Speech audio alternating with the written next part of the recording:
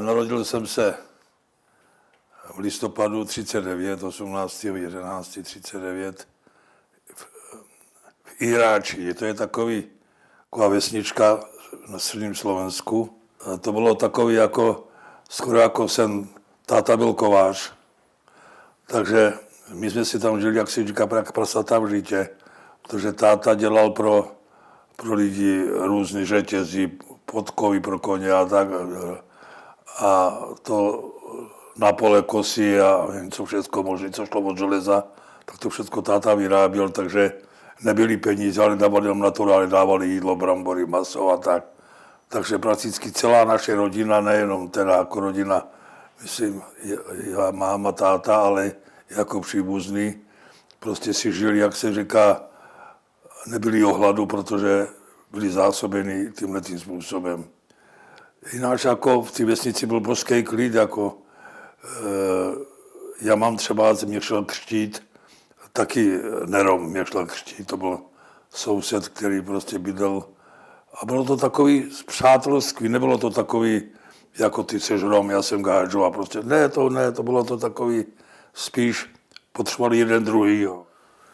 No tak ty časy se zhoršily, protože přece jenom ty gardisti tam a ty Němci tam přinesli takový neklid, nepokoj.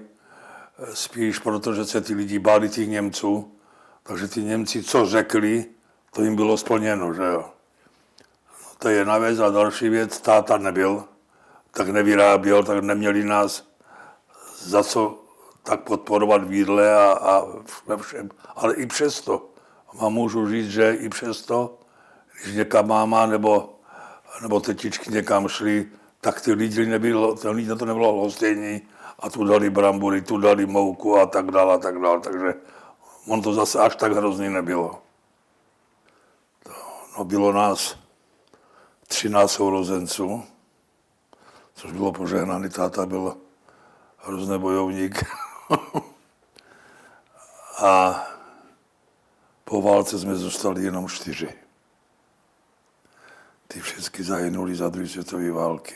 Pomrl jsem v slovenské armádě, tam byla ta mobilizace nějak v 40. roce nebo v 41. roce, já už to přesně nepamatuju. Takže byl normálně v té slovenské armádě, no a šli na Rusko, že jo. No, že potom nějak v 43. nebo tak nějak táta říkal, že přeběhl k Svobodovému pluku, tomu vojsku, co byl Ludvík Svoboda. No a vrátil se potom zpátky do Banské Bystrice, když se připravovalo povstání. Asi po 4 letech se přišli podívat domů na rodinu. Jenomže to bylo neštěstí, protože ho viděl nějaký gardista posluhovač Němců a ten to šel na něj prásknout. No a než přišli k nám, tak je spozoroval jeden známý Rom, který bydlel blízko, říká, Ludvoutík je dom si pro tebe. Takže on přes okno hlup do lesu a byl pryč. Jenomže všechno to odskákala rodina. Nejdřív vzali maminku a zavřeli ji v Kremnici do kriminálu. No, to byl jako kriminál. Jenomže její maminka, babička, říkala mojí nejstarší sestře, říká, víš co, ona nejstarší a nejmenší kluk, kterým nebyl ještě rok, tomu malému bratříčkovi mimo, říká, vem malýho kluka, půjdeme tam a já taky, půjdeme za ním a on je odmykčíme, když uvidějí malýho kluka, že kojí, tak ji pustějí. Chyba lávky, oni zavřeli všichni 3. I babičku, i segru, i toho malýho kluka, no a drželi je tam až do konce války, než je odstřelili. Ale to nebyl konec, protože oni ty gardisti potom, že šli po rodině tátovi, takže v té době tam zahynulo 3 jeho bratři, táta, teda děda, po tátovi, švagrové, potom neskončilo Banskobystrické povstání, tak ty 12 lidí zahynulo. Díky tomu, že to někdo na něj prásknul. Nás teda zůstalo jenom 5 z těch dětí, tak nás vzali do siročince. A když přišla táta z války, tak se ptal, kde kde má rodinu, že jo, no tak pak se máma mu jeho povídala, kdo všechno zahynul a tohle a tehdy prej jako dost ho hlídali, protože se chtěl zastřelit taky. No ale pak ho teda postavil na nohy, že se musel postarat o ten zbytek. A ten se opravdu musel postarat, protože babička byla taková opravdu rázná, ta se s nikým nemazlila. Dostal za úkol prostě jít pro děti, dostat je domů a ať prostě se o ně postará jako chlapa, ne jako baba a tohle. Tak opravdu se postaral, přišel do siročince, tam se ukázal, že je naším tátou a tak nás všichni propustili s ním domů. Ale to bylo nějak až v říjnu na podzim 45. Takže pak jsme strávili Vánoce už doma jako s tátou, ale bez mámy a bez příbuzných.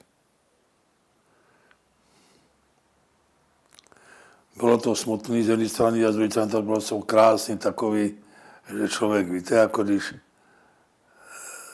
se topíte, nejenom vám někdo hodí lano a zachrání vás. Tak takový ten pocit štěstí prostě byl i to, že za prvé válka ten strach skončil a bylo to všechno jiné a bylo to krásné, bylo to takový, jak má být. I když teda nebylo co jíst, nebylo obločení, nebylo nic, ale no a pak táta zašel zase dělat svoji práci, takže to bylo takový, už potom samozřejmě lepší.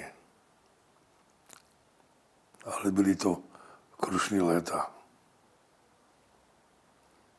Táta, když přišel domů, jak jsem říkal, a po ty 2 měsíci, protože byl raněný, tak šel hledat mámu. A mě vzal sebou, protože já jsem byl z těch dětí skoro nejmladší, tak aby mě nemusela bába hlídat, tak vždycky mě vodil sebou. No a všechny takové ty společné hroby, co byly, kremníčka a nevím co všecko, ten žár to všecko prošel a nikdy nenašel, že jo, mámu. Až potom mu někdo poradil, že ty, co byli v Kremnice v kriminálu, že odvezli do Horná Štubňa. To je jako směrem svatý Martin. No tak táta se tam vypravil se mnou a už nebylo poznat podle obličeje, ale podle šatu. Podle šatu poznal mámu, takže bábu, mámu, segru i toho malého kluka, který nebyl ani zastřelen, ale on se zřejmě udusil, jako máma měla na rukou a zastřelili, tak asi z němi padla na něj a ten malý chlapeček se udusil, protože segra neměla nechty na rukou, jak ji mučili Němci, kde váš táta měla uříznutý prso, máma. No prostě mučili všecko možné, aby prozradila, kde jenže oni věděli stejně prdlej, že jo. Oni viděli chvíli a proto on měl takový to těžký svědomí, že zavinil, tolik lidí utrpělo a mučili. A tak jsme ji našli, no a tam je právě společný hrob. To si pamatuju jako dneska, to byla taková možná 200-300 metrů dlouhá jáma, asi 2 nebo 3 metry hluboko. To vždycky byla vrstva mrtvých vápno, mrstva vápno. A mezi tím prostě Němci, který chytili za války, také vybírali ty mrtvoly a kteří byli možno trošku umilí a to, aby si lidi poznávali, kde jsou. A tam ta moje rodina leží. V tom společném hrobě.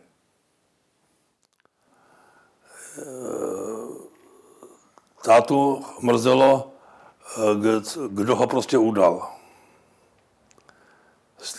A on si ho našel, člověče. Našel ho, toho chlápka, a on dokonce dělal předsedu okresu, okresního úřadu Kremnice. Tenhle ten síčák, tenhle ten kretén dělal předsedu okresu. No a tak táta si to ověřoval, až ho potvrdili, no a pak ho zastřelil. Táta ho zastřelil. Říká, ty si připravil moji rodinu o to a šel zastřelil ho. Já hrozně rád o tom mluvím, protože To jsou tzv. Krutý vzpomínky na rodinu, na příbuzný. Ale je potřeba o tom mluvit. A varovat před tímhletím ty nastavující generaci. Já to říkám dětem, vnoučátům, pravnoučátům. Pane Bože, nedopuste, aby se opakovaly léta 39, 45. Hruza. Nedovolte to.